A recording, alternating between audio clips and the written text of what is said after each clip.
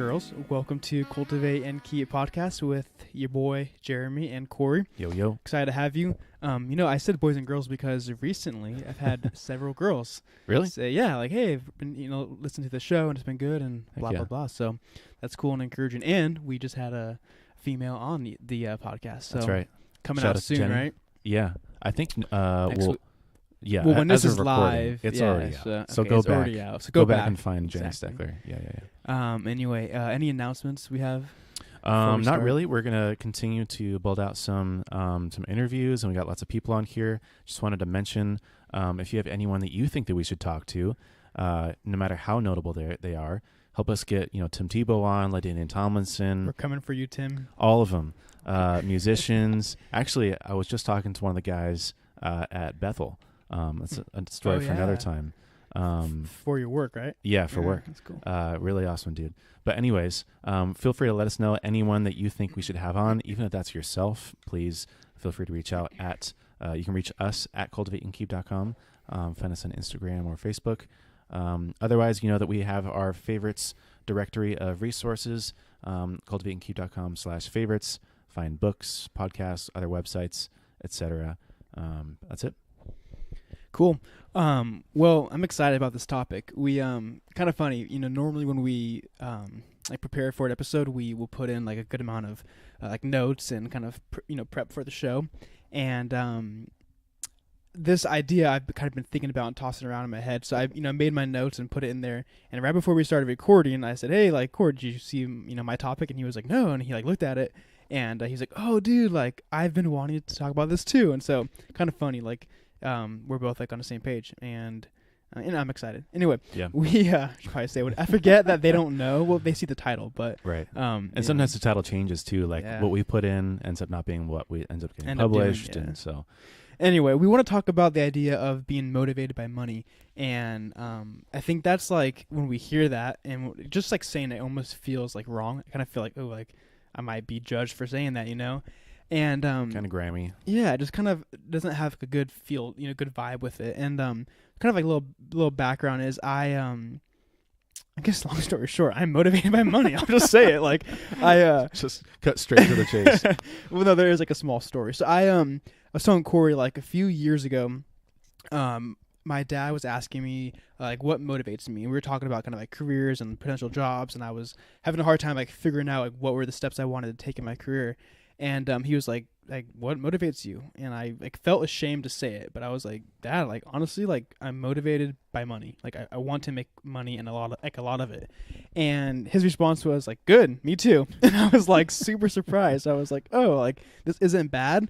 And we started talking about it, and basically in summary, what I would say about that is being motivated by money isn't that isn't a sin. That isn't bad. The problem is when the love of money, when your sole driver and the only thing you're really going for is money, that's the only thing you care about, then that means you have a love for money, and that is the issue. But if one of your motivators is simply you want to be wealthy and make money, that's not bad. That's actually good. And one thing me and Corey talked about is when you're motivated, what was that quote you said? When you're motivated by money, you're controlled by it. You're a slave to it. You can't get away from it. You essentially need it to a certain degree. But I guess I think there. But the flip on that is you said when you're motivated by money, you end up hopefully you get to a spot to where you're not free from it. You get free from it. When you're motivated by money, you can be free from money. Yeah. And I think we should maybe define some terms really quick. When we say that we're motivated by money, what do we mean by money? Making money, having money, what does it mean to you? Yeah, that's a really good question. I think for me, I think of first I think of what do I need? What do I need to be comfortable? What do I need to accomplish the things that I want to accomplish to what amount of money would provide that? That's kind of what I think about. It's the first thought that I have. Yeah. I think that I think of money as a tool, and I think for a while growing up, so I come from a family where like money, my family we were always taken care of. Like my dad, like he's always been into finances. He's written books about it. He's taught classes. Like it was kind of one of those things that we didn't really talk about around the house, but I just knew like it was kind of taken care of, you know. And Yeah. so I like grew up like being comfortable and like things were handled and like I got to do the things that I wanted to do, and like that is like when I think of like being motivated by money, I think of like I want to provide what my dad did for me, do that for my family. That's kind of what I think about. And I think saying like being motivated by money in itself is what has that like negative like vibe to it. It's like that Right. sounds like wrong, you know. But you think of what does money do? Like it gives you options, right? You can you're able to do the things you want to do. You're able to help and bless others. You can like be a provider for your family. Like there's a lot you can do with it. And I think kind of what you said like sat with me the most. Like when you like you have money, you're actually like free from the love of money if you like handle it correctly. Because if you don't have if you don't have money, if you're not meeting bills, if you're always stressed, like what do you think about? Money. You think about I all need the more time. money because you don't have enough of it. But when you get to a spot to where you've I gotta be careful how I say this, but if you're making the money you need to live the life that you want to live, then you're not really driven by it because things are taken care of. Does that make sense? Right. Yeah. I think there's a huge difference. So when we say that we're motivated by money, I don't want to get rich. Mm-hmm. The difference between being rich and being wealthy. You don't want to be like Ty Lopez? 67 steps. The difference between a rich person and a wealthy person is that a rich person has a lot of money, more money that they probably need, and a wealthy person doesn't need money. Mm-hmm. Essentially, they're free from money. It's financial independence. So, just really quick, like just to clarify right off the bat, when we say that we're motivated by money, that's kind of the place that we're coming at. Is we want money so that we don't need it. Mm-hmm. We don't want to have to need money so that we desire it all the time. We want more of it. Yeah. I think it is true. Like, I think also the whole saying of, more money, more problems sounds so dumb. More money, more problems. You just said more money. More money. Yeah. Money. That's the saying. That's what it is. I think that's not true. Well, actually, I should clarify. I think that's true for someone who doesn't have the right heart and is not a Christian and does not know how to use money or what it should be for. I think it can be true. I don't think it is like just true. Yeah. That's true. Yeah. It can be true. It's more likely to be true for that type of person. But for a Christian, for someone who has the right intentions and has the right heart, more money equals a lot less problems and a lot more opportunity. Because, like we said, money, especially in today's day and age, we live in a really rich society and a really our country is very well off. We're one of the richest countries in the world. Like statistically, the 300 million people that live in America are anomalies compared to everyone else globally in the billions of people. But that means but there's also a lot of lifestyle inflation. And that means that a lot of people are making a lot of money. They're also spending a lot of money. Mm-hmm. And so the more money that you make, the more that you spend. The more that you spend, the more you have to make in order to be able to spend it. I think, we're going to do another one later about just sort of like money management in general and personal finance. But I know that just from another podcast that we listened to, that I think it's only something, I think it's like, I'm going to maybe butcher it, don't quote me on this, but maybe 50% of Americans today are living paycheck to paycheck.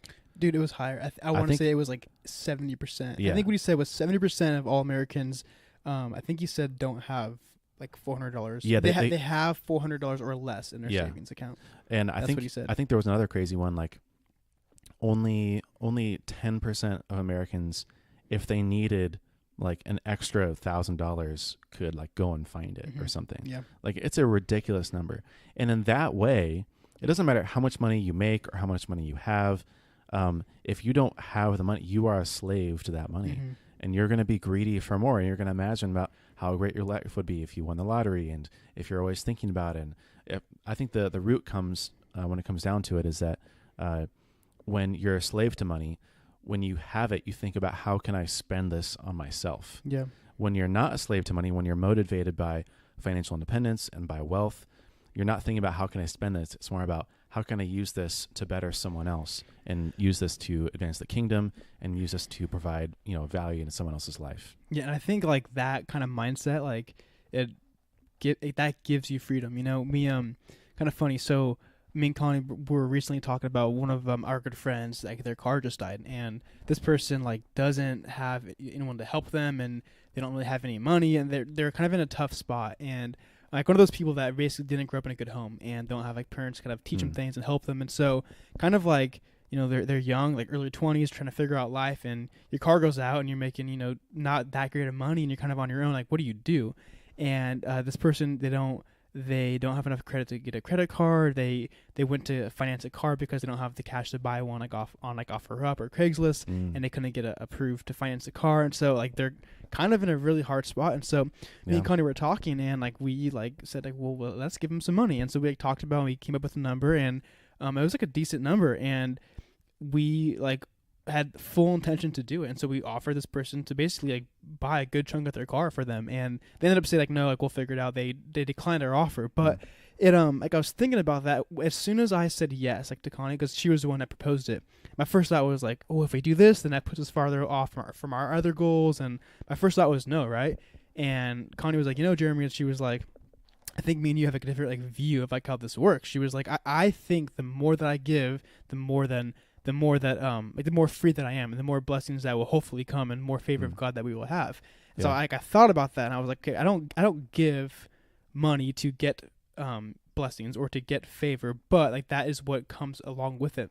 Right. It went in the right heart, and so I said like, yes, let's do it. And like I said, we ended up not, because they declined it. But once I said yes, I kind of just like felt like freedom. I felt like, oh, like okay, I feel good. Like I feel confident in that decision, and like that is what comes along. Like when if you have money to give, then you can be free of that like tie it has on you. I was thinking also what you said about those people that like if they needed $1,000, they couldn't. Would you say 10%? Like only 10% could. I don't know what those numbers are exactly. We'll find those numbers for a later episode, but I was thinking about that, and I don't think that's because we aren't like Americans are not making enough money. No, it's the lifestyle. It's like it's what we.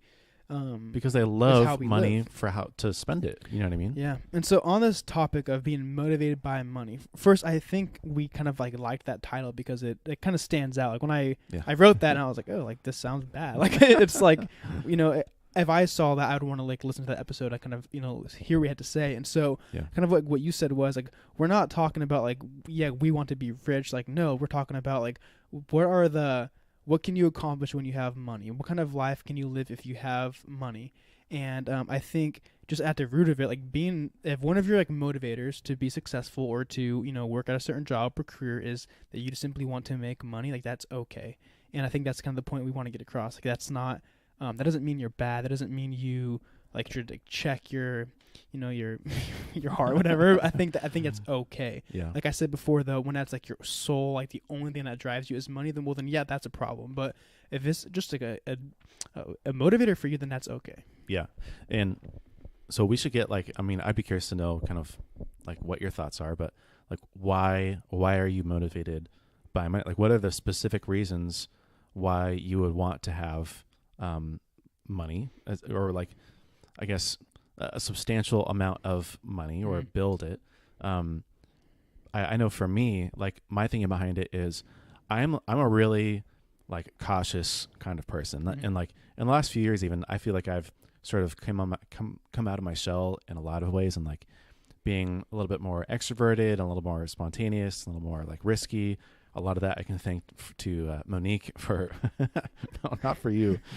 You make me be. You make me want to be more of me, like more like myself. Yeah, right. No, but for me, I'm a very like cautious person, and money to me is like, is like a detriment. It's like the more that I have to think about money, the more that I hate it, and once that I have it, then I feel okay, and it's not like I want to go out and splurge and spend stuff.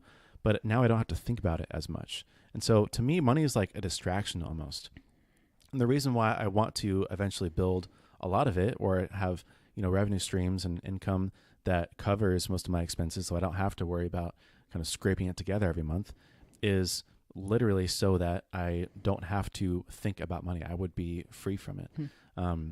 And I imagine myself not living in a mansion, or, moving into Beverly Hills, or, into La Jolla, or whatever is nice in your neighborhood, wherever you're listening to or from.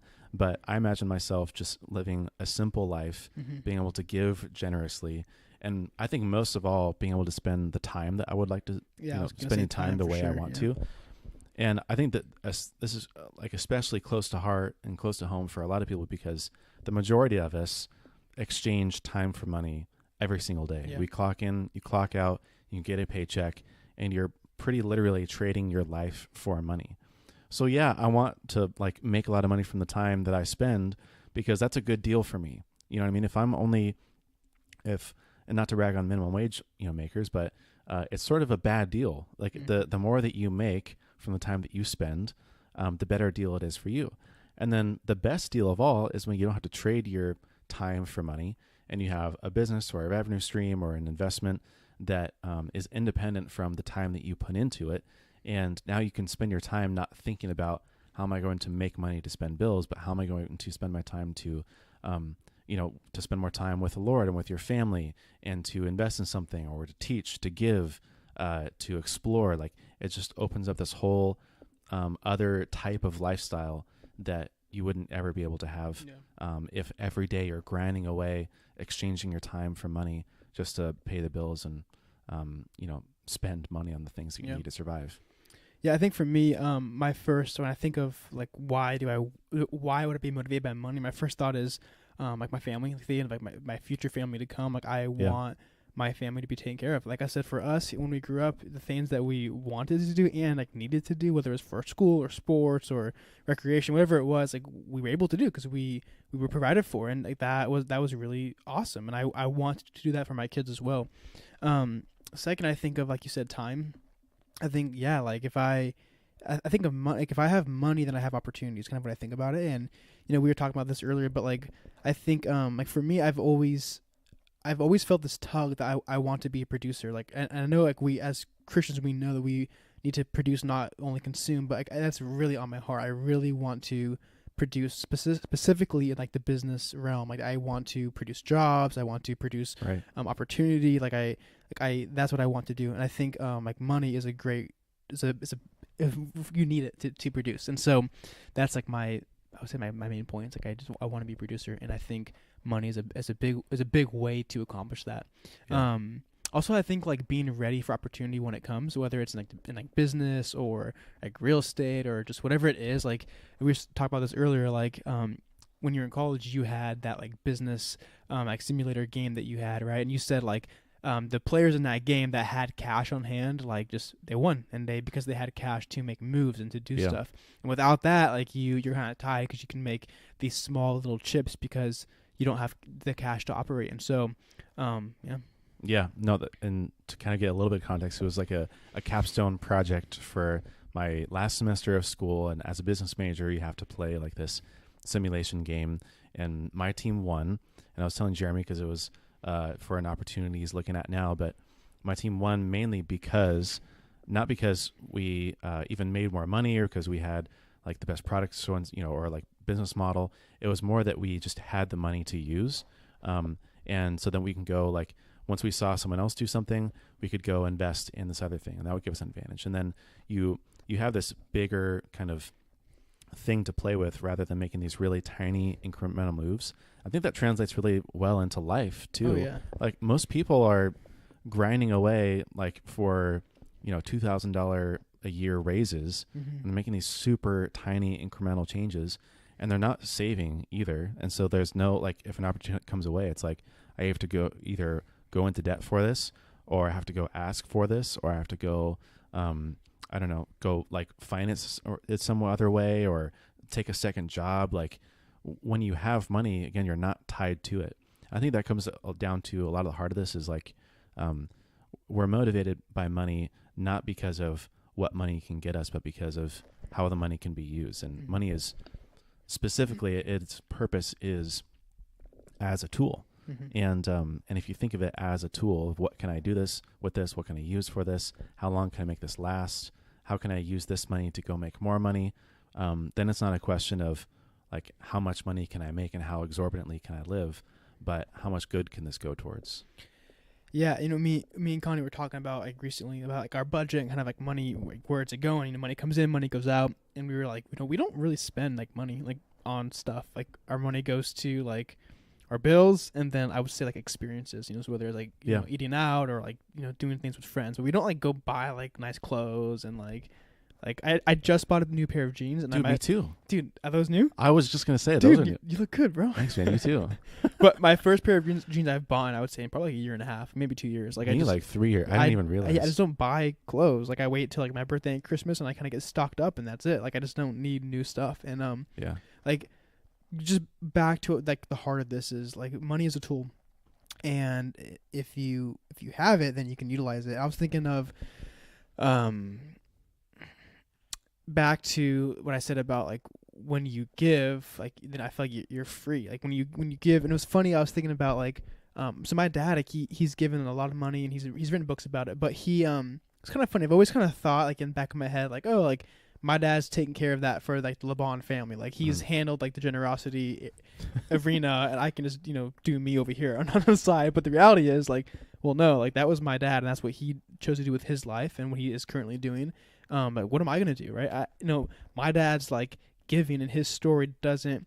I mean, it kind of affects me because I have his same last name, but it carries no like merit, no weight for me. I have, this is my life. What am I gonna do? Yeah. So I've kind of felt like recent opportunities that we've had to give in to be generous. I have felt like motivated to want to do that. And like I said, that story I gave about that person with the car, like the times I have decided, yes, like let's do this, I instantly feel better. Instantly feel like just free. And kind of back to the point of money being a tool. Like if money was non-existent, or if it was very low in our life, like we wouldn't have that option. I wouldn't have the ability to even want to give. It wouldn't be it'd be a choice. And so, yeah, like you said earlier, we want to do like a more let's say biblical like focused episode on money. We'll talk kind of more about it in that way. But I think I just wanted to share these thoughts and kind of hash it out with you. So yeah, and one of my like favorite things that I think about is like giving every month to the Chans and for like the ministry that they're doing like as missionaries in Africa. Like we were supporting them for like $50 a month, which like to me it seems like nothing, but like to them it's like a sort of a big deal. When you have a lot of people doing that, it makes a big difference.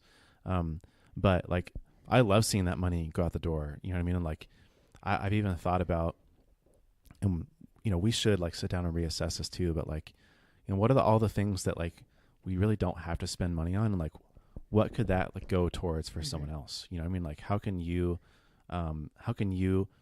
let money be a tool for them, and then like let them also not have to worry about money, not have to think about scrounging it together and scraping by and not being able to save. Like being able to be generous is like this kind of domino effect for other people, where once you're generous to someone, then they can be generous with their time or money for someone else, and then that person and that person and that person.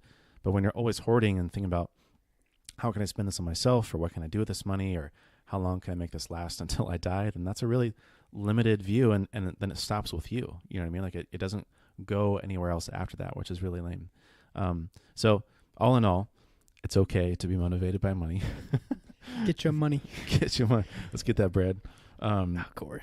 But yeah, it's interesting. Well, I'm like really tempted to get into it right now. I feel like we shouldn't, but we want to talk about like, I think one thing we want to talk about is like being educated, like educate yourself about money. And like one thing you've talked about is like, are you want to build wealth or sustain wealth? And I think we should wait. Yeah, we should this, wait. But I really want to get into it. But yeah, we'll do an episode for sure on probably break those apart. But yeah, I think that wraps it up. Cool. So. Yeah, well, let us know. Feel free to chime in on email. You can email us at cultivateandkeep.com. Find us on Instagram, on Facebook. Feel free to just comment too. I don't know, find us somewhere. Let us know like what questions you want us to cover about money, what your thoughts on about being motivated by money, and otherwise we'll see you in the next one.